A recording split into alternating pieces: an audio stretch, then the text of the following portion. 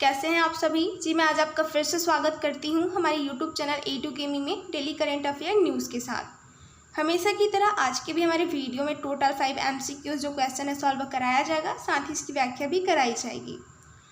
जितने भी लोग PCS, UPSC जैसे एग्जामिनेशन की तैयारी कर रहे हैं, ये वीडियो उनके लिए काफ़ी ज़्यादा इंपॉर्टेंट होने वाली है। आप वीडियो को लास्ट तक अच्छे से देखना और अच्छे से समझना। चलिए आज का हमारा वीडियो स्टार्ट करते हैं। हमारा यहाँ पे क्वेश्चन नंबर 1 है, दिया हुआ है निर्यात संवर्धन पूंजीगत वस्तुएं EPCG योजना के संदर्भ में निम्नलिखित कथनों पर विचार कीजिए। पहला, पूंजीगत वस्तुओं के आयात और निर्यात की सुविधा के लिए EPCG योजना शुरू की गई थी। दूसरा, इस योजना के तहत निर्माता बिना किसी सीमा शुल्क को आकर्षित किए उत्पादन से पहले, उत्पादन के समय तथा उत्पादन के बाद वस्तुओं के लिए पूंजीगत वस्तुओं का आयात कर सकते हैं। उपयुक्त कथनों में से कौन कौन से सही हैं? ऑप्शन नंबर A केवल 1, ऑप्शन नंबर B केवल 2, ऑप्शन नंबर C 1 और 2 दोनों, एंड ऑप्शन नंबर D न तो 1 और न ही 2। अगर आपको इसका आंसर पता है तो जल्दी से नीचे कमेंट बॉक्स में कमेंट करके बता सकते हैं। चलिए देखते हैं इसका आंसर। इसका आंसर होगा ऑप्शन नंबर B केवल 2। EPCG योजना वर्ष 1990 के दशक में वस्तुओं और सेवाओं की उत्पादन गुणवत्ता बढ़ाने के उद्देश्य से पूंजीगत वस्तुओं के आयात की सुविधा होते शुरू की गई थी, जिससे भारत की अंतर्राष्ट्रीय विनिर्माण प्रतिस्पर्धा में वृद्धि हुई है। अतः कथन 1 सही नहीं है। इस योजना के तहत निर्माता बिना किसी सीमा शुल्क को आकर्षित किए उत्पादन से पहले, उत्पादन के समय तथा उत्पादन के बाद वस्तुओं का आयात कर सकते हैं। अतः कथन 2 सही है। इसके साथ ही हमारा क्वेश्चन नंबर 1 होता है कंप्लीट। वीडियो में आगे बढ़ने से पहले मैं आपको बता देना चाहती हूँ कि हमारा जो चैनल है A2 gaming daily current affair news, to the point videos and in news जैसे वीडियो डेली अपलोड कर रहा है। आप इन सभी चीज़ों से अपडेट रहने के लिए हमारे चैनल को सब्सक्राइब कर सकते हैं, साथ ही अपने दोस्तों में शेयर भी कर सकते हैं। चलिए देखते हैं हमारा क्वेश्चन नंबर 2। हाल ही में समाचारों में रहा NCX इंडिया निम्नलिखित में से किससे संबंधित है? ऑप्शन नंबर A शेयर बाजार, ऑप्शन नंबर B ऊर्जा विनिमय,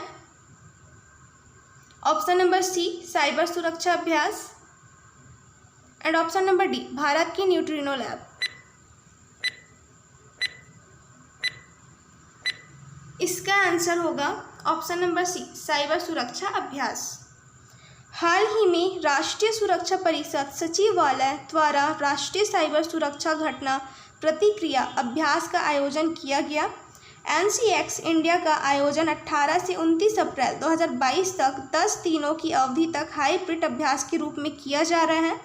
इसका उद्देश्य सरकार, महत्वपूर्ण क्षेत्र के संगठनों और एजेंसियों के वरिष्ठ प्रबंधन तथा तकनीकी फर्मियों को समकालीन साइबर खतरों एवं साइबर घटनाओं व प्रतिक्रिया के प्रबंधन पर प्रशिक्षण प्रदान करना है। अतः विकल्प C सही है।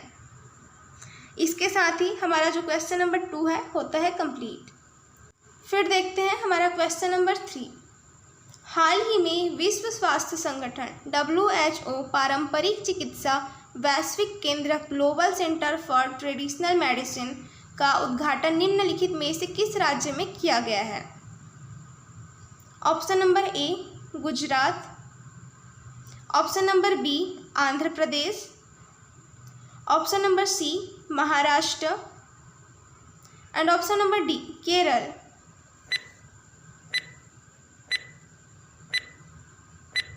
इसका आंसर होगा ऑप्शन नंबर A गुजरात। हाल ही में गुजरात के जामनगर में अपनी तरह के पहले विश्व स्वास्थ्य संगठन WHO पारंपरिक चिकित्सा वैश्विक केंद्र global centre for traditional medicine के लिए शिलान्यास समारोह आयोजन किया गया था। इसके अतिरिक्त वैश्विक आयुष निवेश और नवाचार सम्मेलन इस महीने के अंत में गांधीनगर में आयोजित किया जाएगा, जिसका उद्देश्य पारंपरिक चिकित्सा के क्षेत्र में निवेश और नवाचारों को बढ़ावा देना है। यह दीर्घकालिक साझेदारी और निर्यात को बढ़ावा देने तथा स्थायी पारस्परिक तंत्र को पोषण करने का एक अनुष्ठा प्रयास है, अतः विकल्प 1 सही है। इसके साथ ही हमारा क्वेश्चन नंबर 3 होता है कंप्लीट। फिर देखते हैं हमारा क्वेश्चन नंबर 4। चुनावी बॉन्ड के संदर्भ में निम्नलिखित कथनों पर विचार कीजिए। पहला, चुनावी बॉन्ड जारी करने की अधिकतम सीमा 5 करोड़ रुपए है। दूसरा, कोई भी राष्ट्रीय बैंक इन बॉन्डों को जारी करने और भुनाने हेतु अधिकृत है। उपयुक्त कथनों में से कौन से कथन सही हैं? ऑप्शन नंबर ए केवल 1, ऑप्शन नंबर बी केवल 2, ऑप्शन नंबर सी 1 और 2 दोनों, एंड ऑप्शन नंबर डी इनमें से कोई नहीं।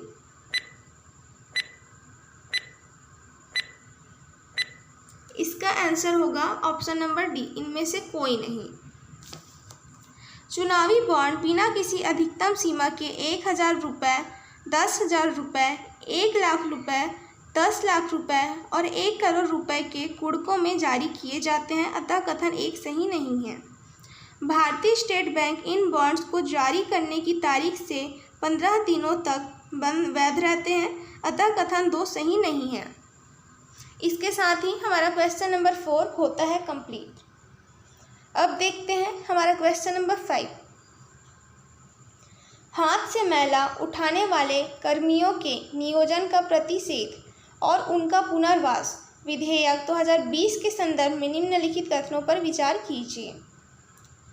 पहला दिया है, यह मैन्युअल स्कैवेंजर्स के रूप में नियोजन का प्रतिषेध और उनका पुनर्वास अधिनियम 1995 में संशोधित करेगा। इसमें सीवर की सफाई को पूरी तरह मशीनीकृत बनाने का प्रस्ताव है। उपयुक्त कथनों में से कौन सा सही है?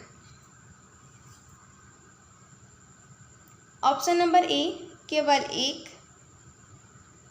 ऑप्शन नंबर बी केवल 2, ऑप्शन नंबर सी 1 और 2 दोनों, एंड ऑप्शन नंबर डी न तो 1 और न ही 2।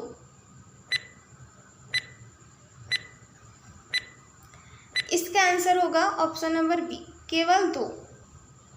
हाथ से मैला उठाने वाले कर्मियों के नियोजन का प्रतिषेध और उनका पुनर्वास विधेयक 2020, इसमें सीवर की सफाई को पूरी तरह से मशीनीकृत करने, ऑन साइट सुरक्षा के उपाय करने तथा सीवर सफाई के दौरान होने वाली मौतों के मामले में मैन्युअल स्कैवेंजर्स को मुआवजा प्रदान किए जाने का प्रस्ताव है, अतः कथन 2 सही है।